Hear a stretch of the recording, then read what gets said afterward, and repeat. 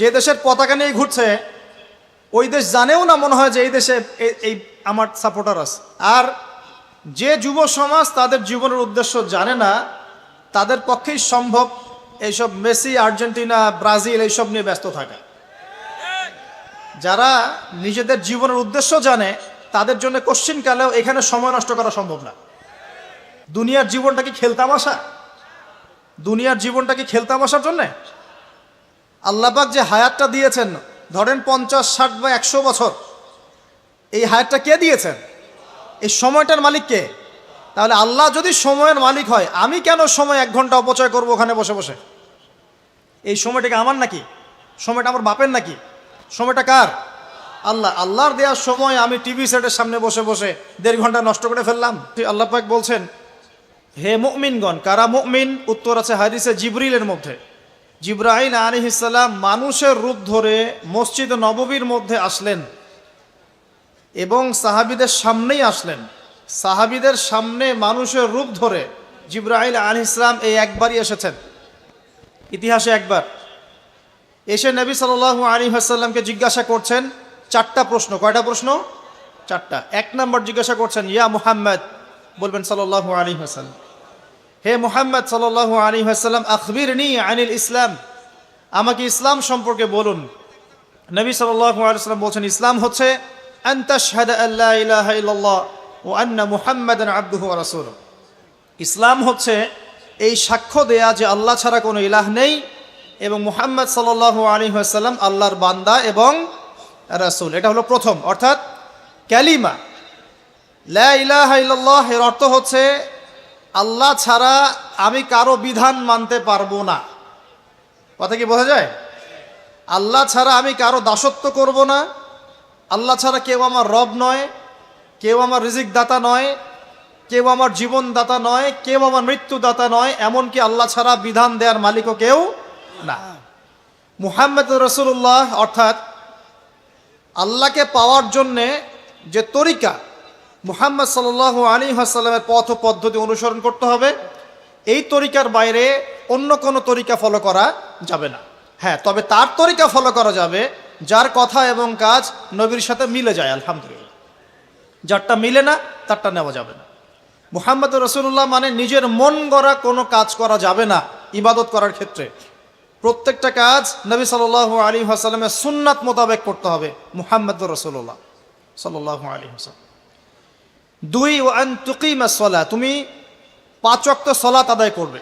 একটা হাদিসের মধ্যে এসেছে, মান তারাকা সালাতা মুতাআম্মিদান ফাকাদ কাফার। নবী সাল্লাল্লাহু আলাইহি ওয়াসাল্লাম বলেছেন, কোন ব্যক্তি যদি, মুসলিম ব্যক্তি, ইচ্ছাকৃতভাবে তার উপর অর্পিত ফরজ নামাজ ছেড়ে দেয়, সে ব্যক্তি কুফরি করলো। কি করলো? আর মুয়াজ বিন জাবাল রাদিয়াল্লাহু আনহুকে নবীজি বলছেন, মান তারাকা সালাতা মুতাআম্মিদান ফাকাদ বারিআত মিন যিম্মাতিল্লাহ। যে ব্যক্তি তার উপর অবধারিত ফরজ নামাজ ছেড়ে দেয় সে যেন আল্লাহর জিম্মেদারি থেকে মুক্ত হয়ে গেল। আল্লাহর কোনো জিম্মেদারি নাই তার উপরে। 90% মুসলিমের দেশে এটা খুবই দুঃখজনক যে আমাদের মধ্যে বেশিরভাগ মানুষ 5 ওয়াক্ত নামাজ পড়ে না। শুধু বড় গলায় কি 90% মুসলিম বললে হবে? যখন 90% মুসলিমের দেশের 100% মুসলিম 5 ওয়াক্ত নামাজ পড়বে, ইসলাম এমনি এমনি প্রতিষ্ঠা হয়ে যাবে ইনশাআল্লাহু তাআলা। যখন মুসলিম কান্ট্রির বেশিরভাগ মানুষই নামাজি হবে, ইনশাআল্লাহ আল্লাহর জমিনে আল্লাহর দিন প্রতিষ্ঠা হয়ে যাবে ইনশাআল্লাহ। আমরা যদি নামাজ আদায় না করি, দিন কি প্রতিষ্ঠা হবে ভাই? আমরা তো আমাদের দেহের উপরেই দিনটা প্রতিষ্ঠা করতে পারলাম না। পরিবারে করব কিভাবে, সমাজে কিভাবে করব, আর বিশ্বে কিভাবে করব?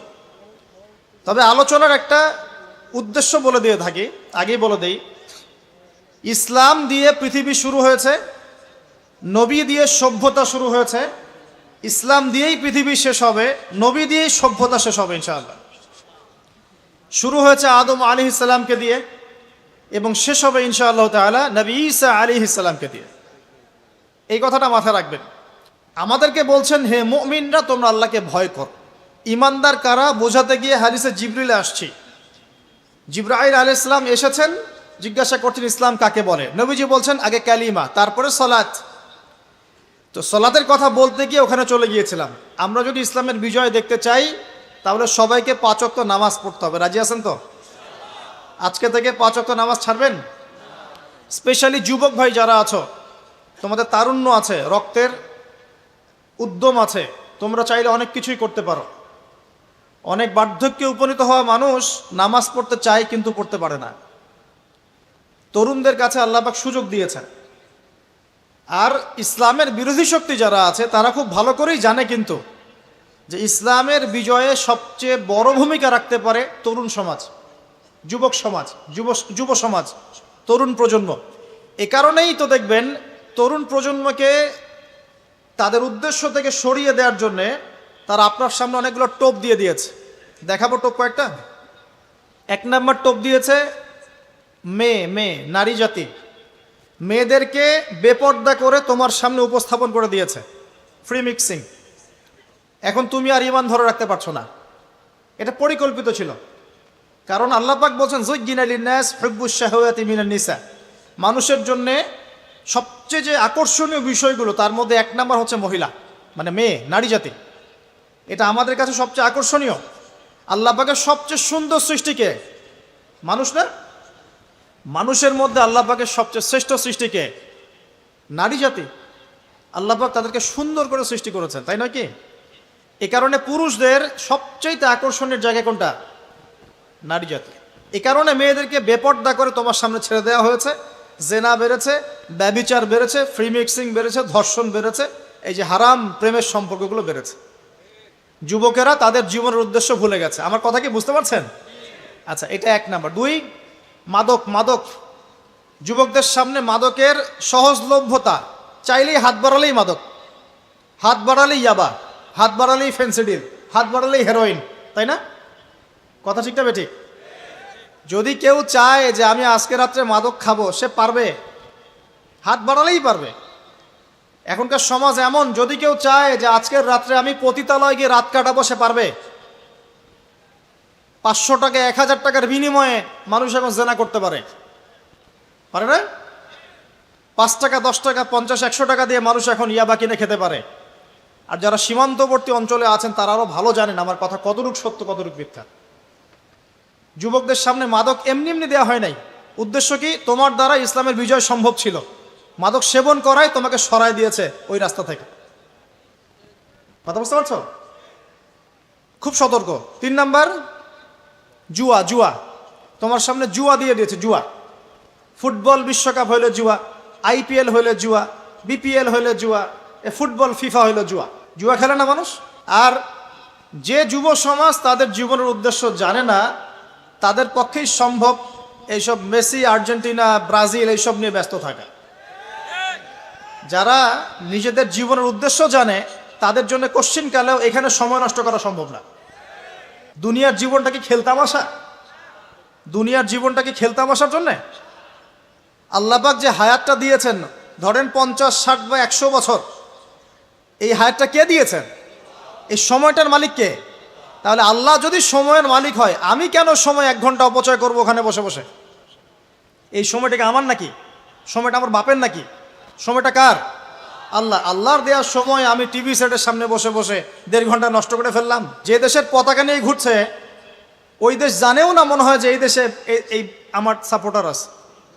হ্যাঁ, আর খেয়াল করে দেখবেন এই আয়োজনগুলো এখন করানো হচ্ছে মুসলিম দেশগুলোকে দিয়ে। যে হারাম একটা কাজকে জায়েজ করার যে কত তরিকা বের হয়েছে। এখন একটা মুসলিম কান্ট্রি জিতেছে, মানে ভাবখানা এমন যে এই জেতার ফলে আমরা ইসলামী খেলাফত কায়েম করে ফেলেছি। একেবারে ভাবখানা এমন যে কুফফারদের সাথে মনে হয় যুদ্ধ জিহাদ করে বিশ্বের বুকে ইসলাম কায়েম করে ফেলেছে। ভাবখানা এমন। বিষয়টা কি জানেন? আমাদেরকে এই খেলাধুলার অহেতুক কাজে ব্যস্ত করে দিয়ে ওরা ওদের এজেন্ডা বাস্তবায়ন করছে। দেখবেন যখন যখন রমজান মাস আসে তখন তখন দেখবেন মুসলিম কান্ট্রির উপর নির্যাতন বাড়ে। যখন যখন বড় বড় ইভেন্ট হয়, ওয়ার্ল্ড কাপ, এইটা সেটা, দেখবেন ভিতরে ভিতরে মুসলিম কান্ট্রির উপর নির্যাতন বাড়তে থাকে। মানুষ একদিকে তাকায় থাকে আর একদিকে উদ্দেশ্য সাধন করতে থাকে। বুঝাচ্ছি বিষয়টা। আপনার 5টা বাচ্চা আছে মনে করেন, খুব জ্বালায়, কান্নাকাটি করে, হইচই করে। আর আপনি মোবাইল ফোনটা বের করে দিয়ে বলেছেন, বাবা বস, তোরা 5 জন মিলে একটা কার্টুন দেখ, আমি একটু কাজটা করি। দিয়ে দিলেন, ও কার্টুন দেখছে চুপচাপ, কেউ কোনো ডিস্টার্ব নাই। আর বুঝতে পারছেন? আর এই যে বাচ্চাগুলা কার্টুন দেখছে না, এগুলো হচ্ছে আমরা এখন। আর ওই যে কাজ করছে বাপ, এটা হচ্ছে ওরা, পশ্চিমারা। আমার কথা কি বুঝতে পারেন? আচ্ছা, আমি সহজ করার চেষ্টা করছি। প্রিয় যুবক ভাইরা, মেয়ে তো উন্মুক্ত করে দিয়েছেই, মাদক তো দিয়েছেই, জুয়া দিয়েছে, অহেতুক এসব খেলতামাশা দিয়েছে তোমার সামনে, তোমার সময় কেড়ে নেওয়ার জন্য, তোমার হায়াত কেড়ে নেওয়ার জন্য। তোমার মূল্যবান হায়াত, যে হায়াতটাকে তুমি আল্লাহর পথে দাওয়াতের কাজে ব্যয় করবা, দিন চর্চার কাজে ব্যয় করবা, আল্লাহর ইবাদতের কাজে ব্যয় করবা, আমর বিল মারুফ নাহি আনিল মুনকারের কাজ করবা, এই সময়টা ওরা কেড়ে নিয়েছে তোমার কাছ থেকে। বুঝতে পারছো না তুমি? আবার নেশা দিয়ে তোমার ভিতরটা নষ্ট করে ফেলেছে, জেনা দিয়ে তোমার অন্তরের নূর নষ্ট করে দিয়েছে, ফ্রি মিক্সিং দিয়ে জেনা এবং তোমার যে পবিত্রতা, চারিত্রিক পবিত্রতা নষ্ট করে দিয়েছে। যদি একটা মুসলিম রাষ্ট্রের মধ্যে দুর্নীতি না থাকতো না, মুসলিম রাষ্ট্র বিশ্বকে নেতৃত্ব দিত ইনশাআল্লাহ। যদি কোনো মুসলিম রাষ্ট্রের মধ্যে দুর্নীতিটা না থাকতো না, তাহলে দেখতেন ওই রাষ্ট্র অবশ্যই বিশ্বকে নেতৃত্ব দিত ইনশাআল্লাহ। এমন অনেক অমুসলিম রাষ্ট্র আছে যেগুলো অমুসলিম হওয়া সত্ত্বেও ওদের মধ্যে কোনো দুর্নীতি নাই। আল্লাহ পাক আমাদের সবাইকে পরিপূর্ণ মুসলমান হওয়ার তৌফিক দান করুন। দেখেন, আল্লাহ পাক বলেছেন, উদখুলু ফিস সিলমি কাফা, তোমরা পরিপূর্ণরূপে ইসলামে প্রবেশ করো।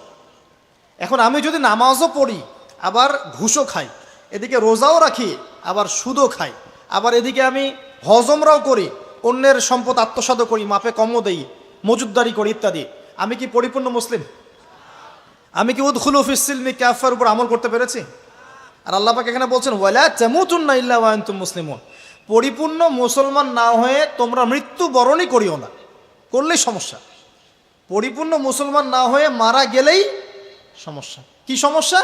ওই যে আল্লাহ পাক বলবেন, মান রব্বুক, বলবে লা আদরি, আমি তো জানি না, কারণ পরিপূর্ণ মুসলমান হয়নি তো, আল্লাহর সাথে শিরিক করেছে।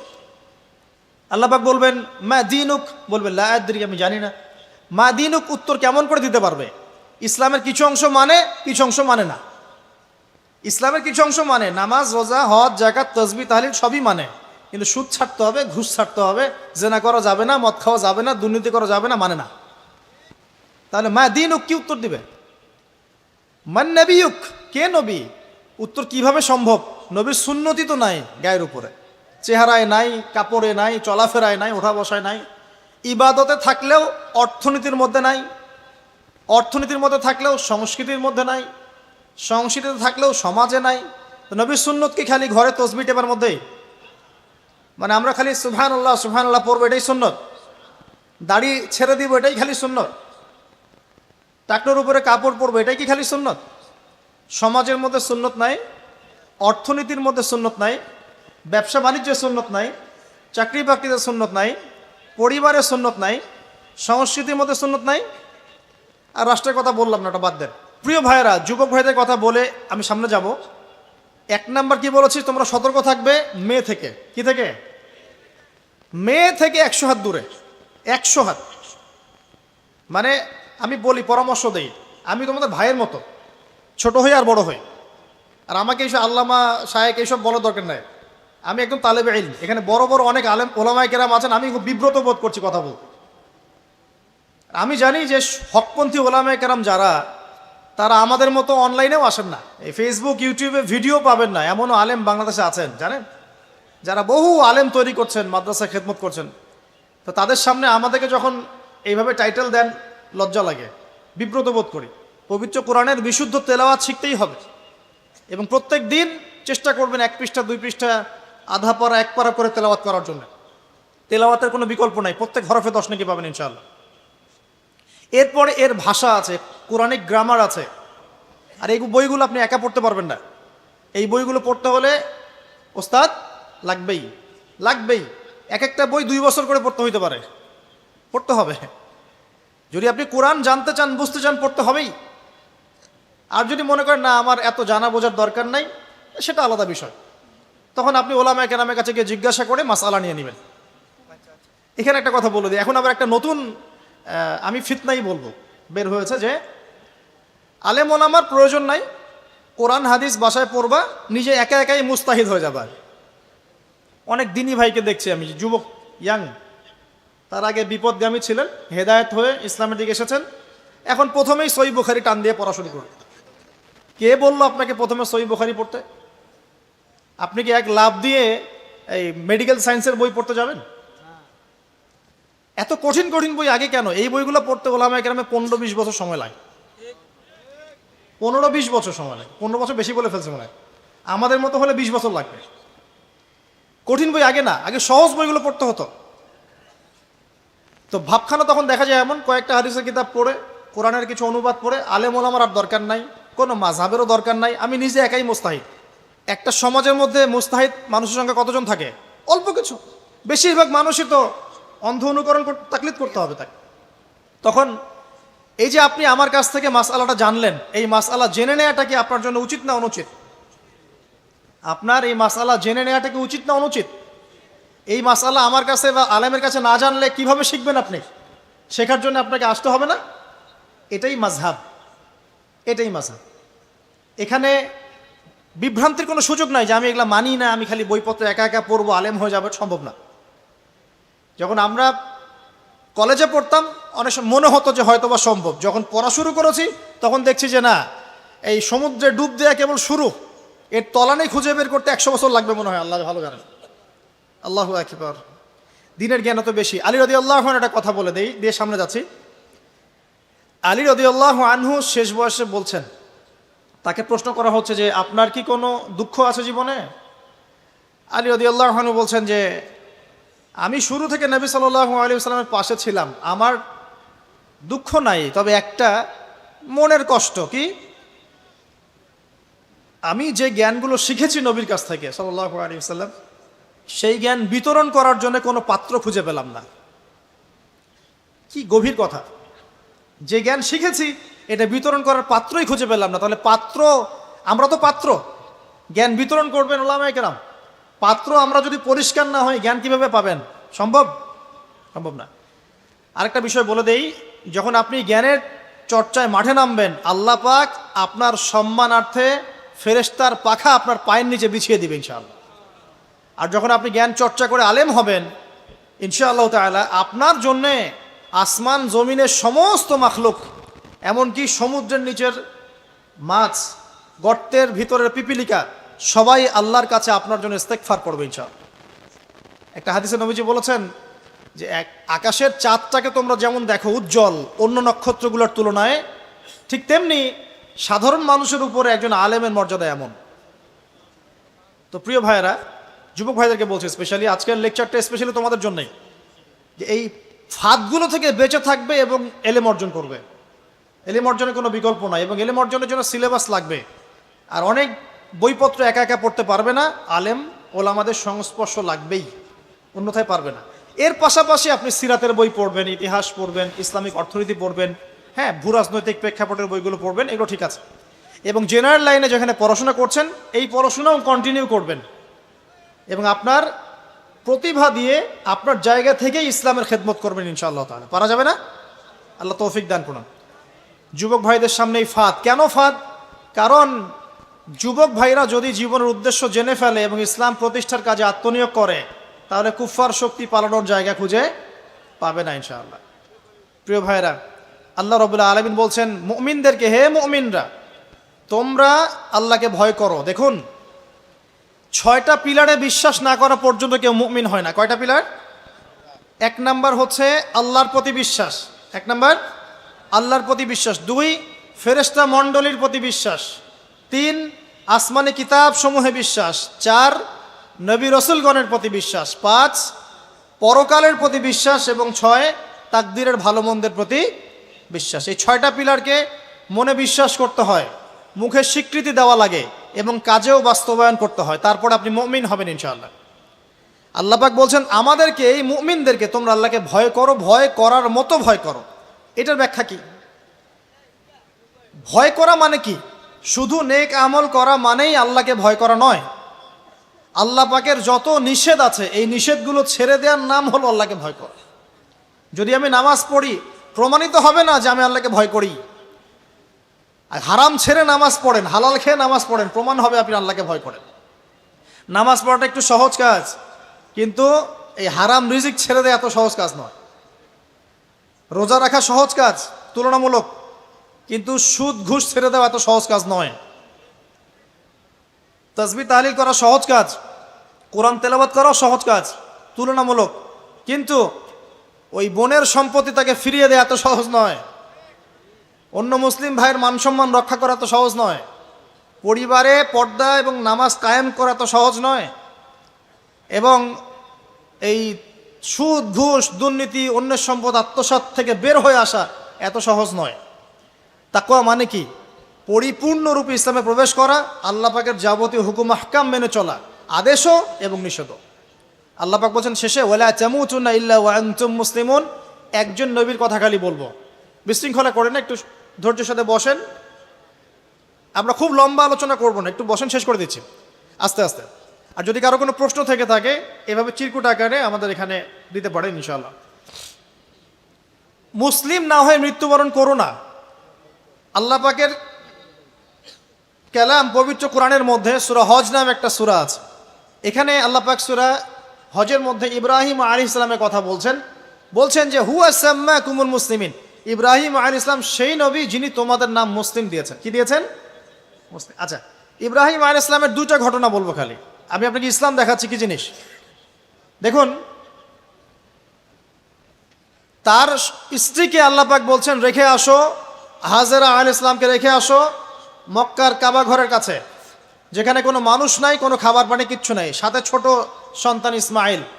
দেখেন, রেখে আসার সময় কিন্তু ইব্রাহিম আলাইহিস সালাম আল্লাহকে বলেন নাই যে আল্লাহ আমি আমার স্ত্রী সন্তানকে ওখানে কেন রেখে আসবো, এর পিছনে যুক্তি কি, এর পিছনে বিজ্ঞান কি, এর পিছনে দর্শন কি জিজ্ঞাসা করেছিলেন?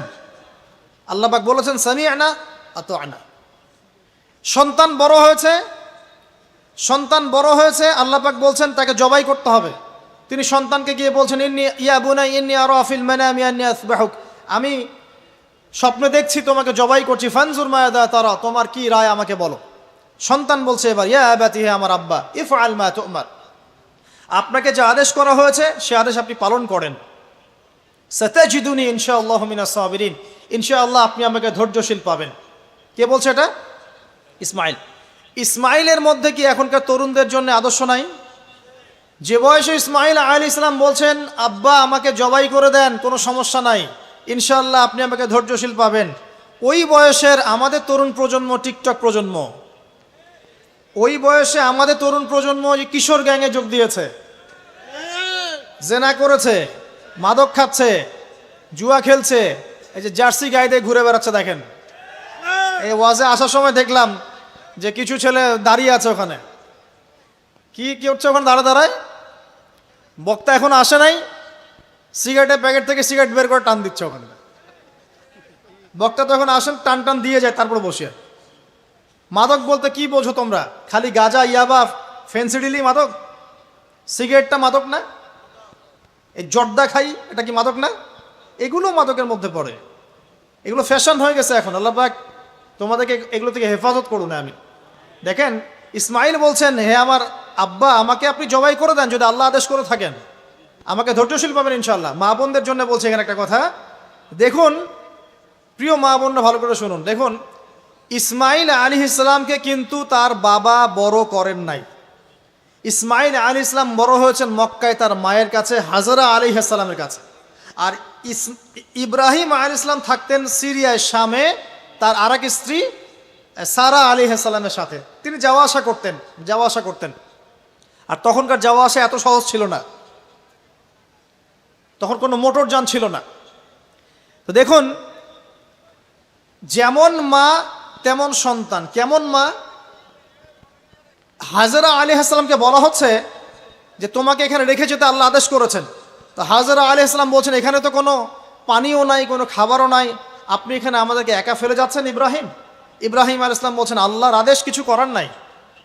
এখন হাজরা আলাইহিস সালাম বলছেন আচ্ছা যদি আল্লাহ আদেশ করে থাকেন তাহলে ইনশাআল্লাহ আল্লাহ আমাদের হেফাজত করবেন, আল্লাহর প্রতি আমি পূর্ণ তাওয়াক্কুল করলাম। কে বলছেন? হাজরা।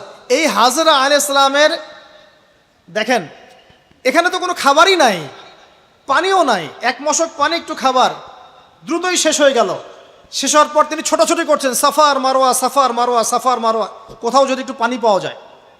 কি তাওয়াক্কুল আল্লাহর প্রতি, ছোটাছুটি করছেন, বাচ্চা ইসমাইল কান্নাকাটি করছে, মায়ের এই ছোটাছুটি আল্লাহর কাছে এত পছন্দ হয়েছে, যতদিন হজ থাকবে এই হাজরা আলাইহিস সালামের স্মৃতির সাথে জড়িত এই সাই থাকবে।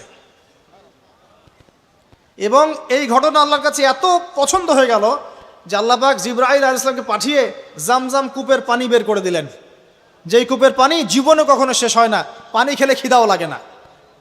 চিন্তা করে দেখেন, গ্যালন গ্যালন পানি যাচ্ছে, গ্যালনের পর গ্যালন জামজাম থেকে প্রত্যেক দিন।